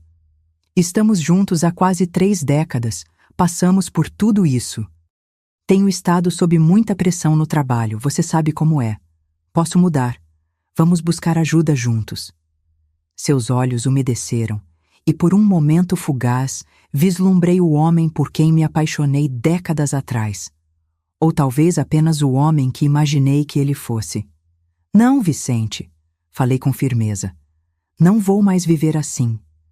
Ele olhou para minha mala, para os poucos pertences que havia escolhido levar. A compreensão de que eu realmente estava partindo finalmente pareceu atingi-lo com toda a força. Você não pode me deixar, disse, a voz baixando para um sussurro perigoso. Não permitirei. Nesse instante, ouvimos o som de um carro estacionando. Maria Helena havia chegado. Vicente olhou pela janela e viu minha sobrinha saindo do veículo. Então é isso? Toda a família contra mim agora? Ele voltou-se para mim, o controle escapando visivelmente. Depois de eu ter acolhido você, dado uma vida que você jamais teria sozinha? Você não me acolheu, Vicente. Você me aprisionou. As palavras saíram com uma clareza que me surpreendeu. E não é a família contra você. É simplesmente eu escolhendo a mim mesma, finalmente. O som da campainha cortou o ar tenso. Vicente não se moveu para atender. Seus olhos fixos nos meus, procurando alguma hesitação, alguma fraqueza que pudesse explorar. Não encontrou. Se sair por aquela porta, disse ele pausadamente, estará morta para mim. Peguei minha mala e caminhei em direção à entrada, onde Maria Helena agora esperava. Parei ao lado de Vicente, mais perto do que havíamos estado em semanas. Prefiro estar morta para você do que morta por dentro para mim mesma, respondi suavemente. E então, pela primeira vez em 27 anos, fui eu quem abriu a porta de nossa casa, determinando para onde iria. Tia Terê! Maria Helena abraçou-me assim que cruzei a soleira. Seus olhos ansiosos examinaram meu rosto. Está tudo bem? Estamos atrasadas, me desculpe. Está tudo bem agora, respondi, sentindo o peso daquela verdade.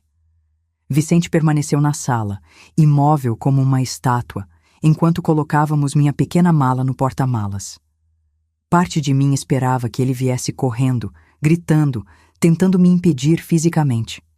Mas ele não o fez. De certa forma, isso foi mais perturbador. Um último jogo psicológico, talvez, ou simplesmente a descrença de que eu realmente estava partindo. No carro, enquanto deixávamos para trás a casa de madeira e pedra que havia sido minha prisão e meu refúgio por quase 3 décadas, um silêncio estranho me envolveu. Não era alívio, não ainda. Não era alegria nem tristeza. Era a sensação peculiar de estar suspensa entre duas vidas, uma terminando, outra apenas começando. Como foi? Perguntou Maria Helena finalmente, enquanto dirigia pelas ruas sinuosas de Campos do Jordão. Difícil, admiti, mas necessário. Ele tentou impedi-la? Não fisicamente. Vicente sempre preferiu outras formas de controle.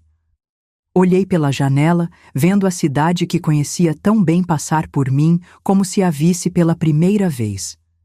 Ele tentou me fazer duvidar, me fazer sentir que não sobreviveria sem ele. E você acreditou? Não, respondi surpresa com minha própria certeza. Não acreditei.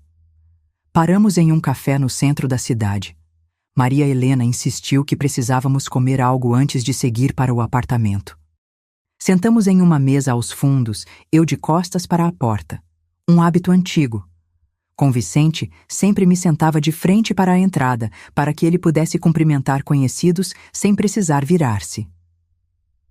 Liguei para minha mãe, disse Maria Helena, servindo-me uma xícara de café. Ela e papai estão aliviados. Todos estávamos preocupados há anos, tia. Por que nunca disseram nada? Perguntei, sentindo uma pontada de mágoa. Tentamos de diferentes maneiras, ela respondeu suavemente. Mas Vicente sempre estava presente, ou você mudava de assunto quando tocávamos no tema. E, para ser sincera, acho que não sabíamos como ajudar sem piorar sua situação. Tomei um gole de café, deixando o líquido quente me reconfortar. Entendo. É difícil ajudar alguém que não admite precisar de ajuda. Meu celular vibrou. O novo, que Maria Helena havia me dado semanas antes. Era uma mensagem da doutora. Cláudia, como você está? Conseguiu sair? Enquanto respondia, percebi que minhas mãos não tremiam mais. O medo persistente que havia sido meu companheiro constante parecia ter diminuído, não desaparecido completamente, mas reduzido a um tamanho gerenciável.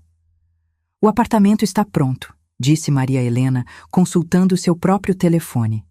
É pequeno, mas tem uma vista linda para o vale. E o mais importante, é seu. Seu, repeti a palavra, experimentando como soava. Não tenho algo realmente meu há tanto tempo. Você tem a si mesma agora, tia. Ela sorriu, apertando minha mão. E isso é o mais importante. Ao sairmos do café, avistei Dona Cecília, esposa do prefeito, atravessando a praça. Ela nos viu e, por um momento, hesitou visivelmente. Provavelmente se perguntando por que a esposa de Vicente Silveira estava no centro da cidade com uma mala, quando deveria estar em casa preparando o jantar. Em vez de desviar o olhar como faria normalmente, sorri e acenei. Ela acenou de volta, incerta. As pessoas vão falar, comentei para Maria Helena enquanto caminhávamos para o carro. Deixe falarem, ela deu de ombros. Quanto mais falarem, mais mulheres podem se inspirar no seu exemplo. Aquela noite, em meu novo apartamento, tão pequeno que caberia inteiro na sala de estar da casa de Vicente, sentei-me junto à janela com uma xícara de chá. Lá embaixo, as luzes de Campos do Jordão cintilavam como estrelas caídas na terra. A cidade parecia diferente desta perspectiva. O telefone tocou uma vez, 2 vezes. O nome de Vicente piscou na tela. Observei-o tocar até parar. Segundos depois, uma mensagem. Você vai se arrepender. Não vai durar uma semana sozinha. Coloquei o aparelho de lado sem responder. Amanhã trocaria o número. Amanhã começaria a construir novas rotinas, novas conexões.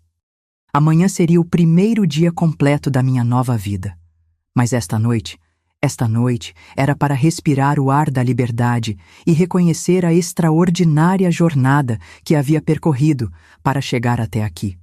8 anos se passaram desde aquela noite em que deixei para trás 27 anos de casamento.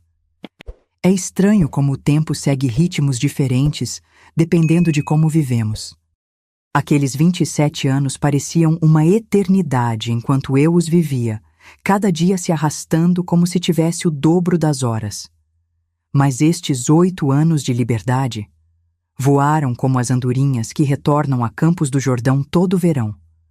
Hoje, aos 68 anos, sentada na varanda do meu pequeno apartamento, com vista para as montanhas, reflito sobre o caminho que percorri. O café na minha xícara, adoçado do jeito que eu gosto, sem precisar ouvir comentários sobre açúcar em excesso, tem um sabor diferente.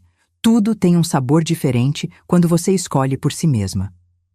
Os primeiros meses após deixar Vicente foram os mais difíceis. Não vou mentir. Houve dias em que quase voltei, não por amor ou saudade, mas por hábito e medo. O medo tem raízes profundas. Entendi isso nas sessões com a doutora Cláudia.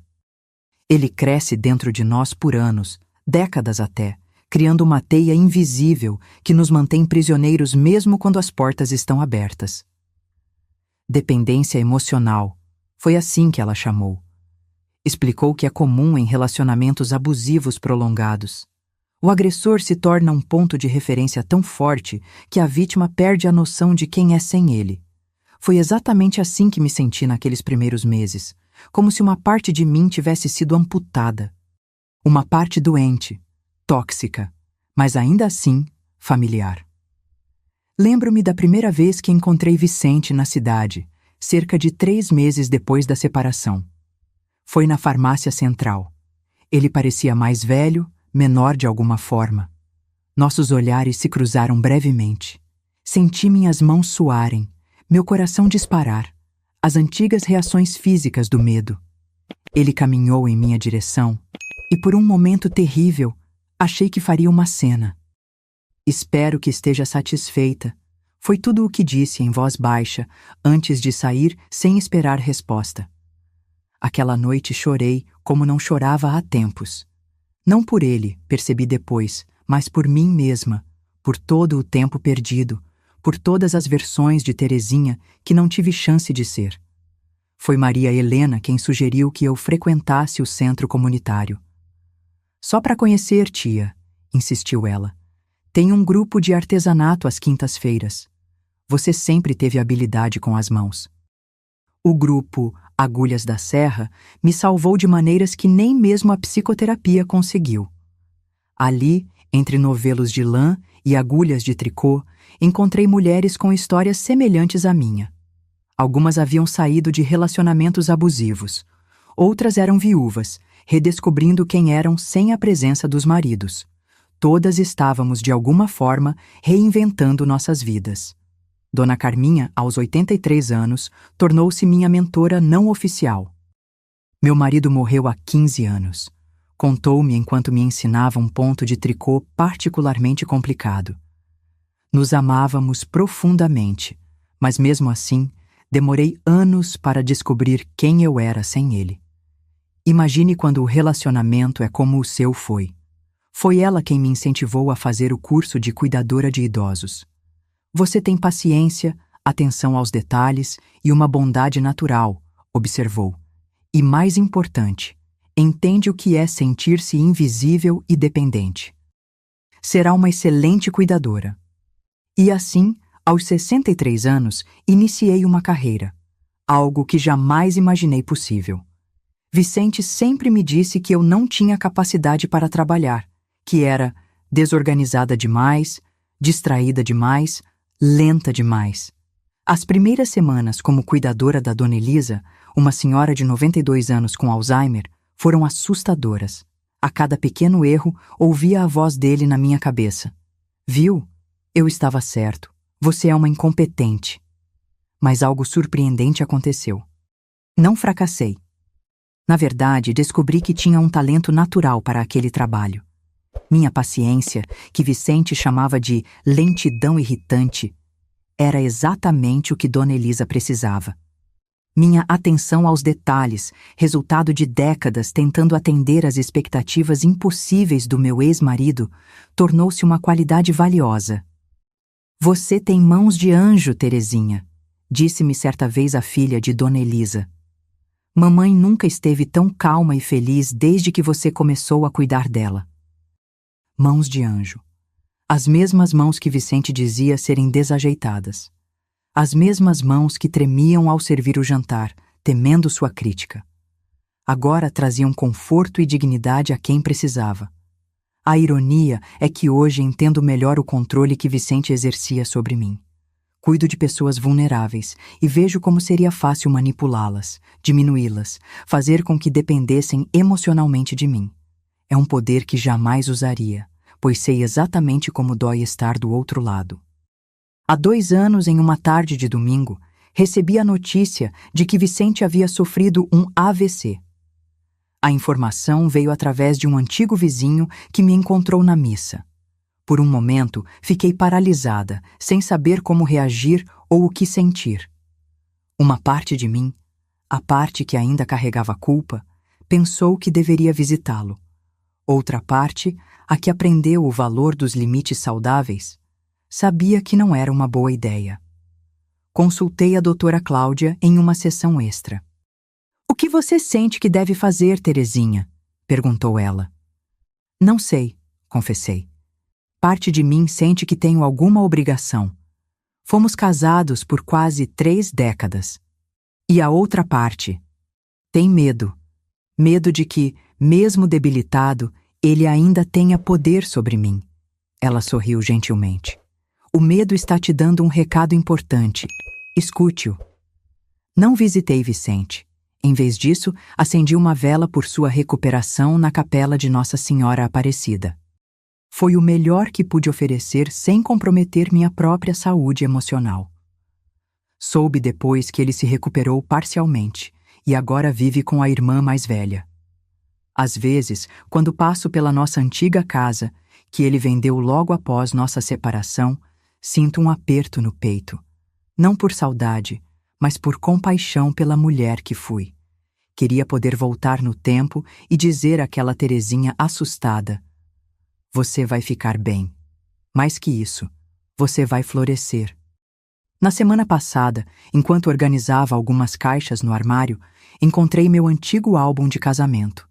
Hesitei antes de abri-lo, temendo a avalanche de emoções que as fotografias poderiam desencadear.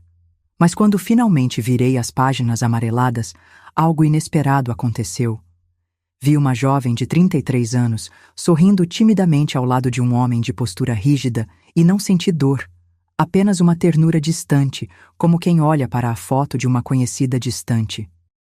"Oh, Terezinha", sussurrei para aquela versão mais jovem de mim mesma, "se você soubesse o que eu sei agora." E o que eu sei agora? Sei que o amor não diminui.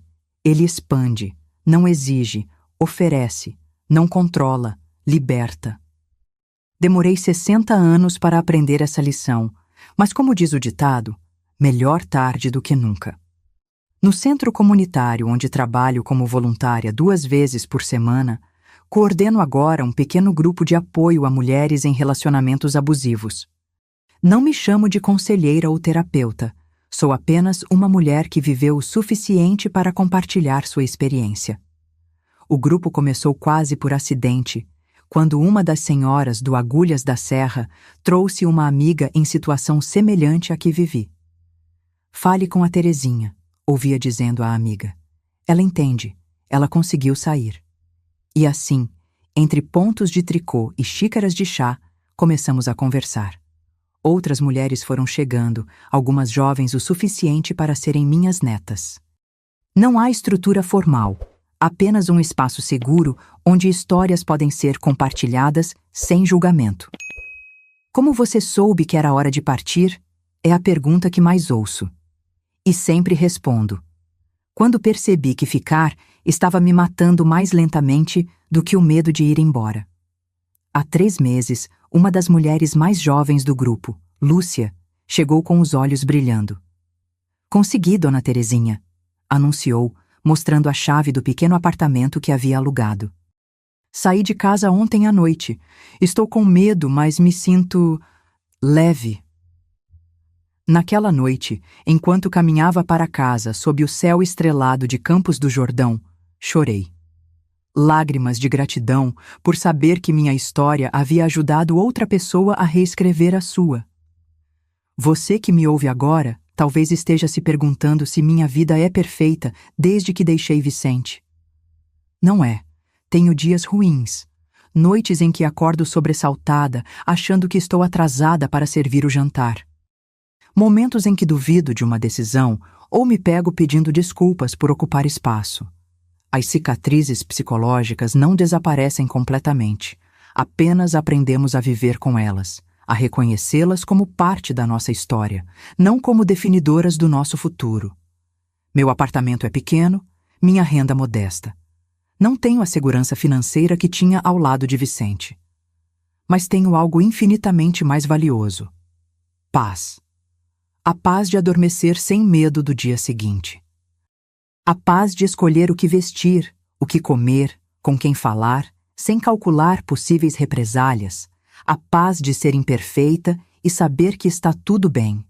Às vezes, quando o sol da tarde banha as montanhas de Campos do Jordão naquela luz dourada tão particular, sento-me na minha pequena varanda com um café e reflito sobre o tempo. É curioso como ele pode ser simultaneamente cruel e generoso. Cruel por levar embora anos que não voltam mais, generoso por nos dar novas chances até o último suspiro. Recentemente, Maria Helena, agora uma mulher de 31 anos, casada e esperando seu primeiro filho, me perguntou se eu tinha algum arrependimento. Apenas um, respondi. Não ter tido a coragem de partir antes. Mas você teve coragem quando importava, tia. Ela sorriu, colocando a mão sobre a minha. E isso mudou tudo. Ela está certa. Nunca é tarde demais para reescrever o final da nossa história. Mesmo que tenhamos apenas alguns capítulos pela frente, vale a pena fazê-los nossos. Genuinamente nossos. Se você está em uma gaiola, seja ela construída por outra pessoa ou por você mesma, saiba que a porta pode estar mais destrancada do que parece. O primeiro passo é o mais difícil, não vou mentir. O desconhecido é assustador. Mas além do medo, existe um mundo inteiro esperando por você. Hoje, aos 68 anos, quando me olho no espelho, vejo rugas que contam histórias, olhos que conheceram tanto dor quanto alegria, e um sorriso, largo, mostrando todos os dentes, que é só meu. Ninguém mais define como devo sorrir, falar ou viver. Às vezes, quando o sino da igreja de São Benedito toca às 6 da tarde, ainda sinto um leve sobressalto, um eco do passado. Mas agora, em vez de medo, o que sinto é gratidão. Gratidão por estar viva, por ter encontrado coragem, por ter me escolhido, finalmente. E se há algo que aprendi nesta fase tardia da vida, é que nunca é tarde para florescer. Os jardins mais belos, às vezes, são aqueles que demoram mais para mostrar suas cores. Mas quando o fazem, iluminam o mundo com uma beleza que só a experiência e o tempo podem criar. Então, se você está me ouvindo e se identifica com minha história, lembre-se, sua vida é sua. Somente sua. E você merece vivê-la plenamente, sem medo, sem desculpas, sem diminuir-se para caber nas expectativas alheias. O relógio continua seu tic-tac constante, mas agora ele não marca mais o tempo que falta para o medo chegar. Marca apenas o ritmo da liberdade. E isso, meu bem, não tem preço. Quer um cuidado especial? No primeiro comentário fixado, você pode baixar gratuitamente o nosso e-book exclusivo com receitas de chás tradicionais das avós, um presente feito com muito carinho para aquecer seu coração. Aproveite!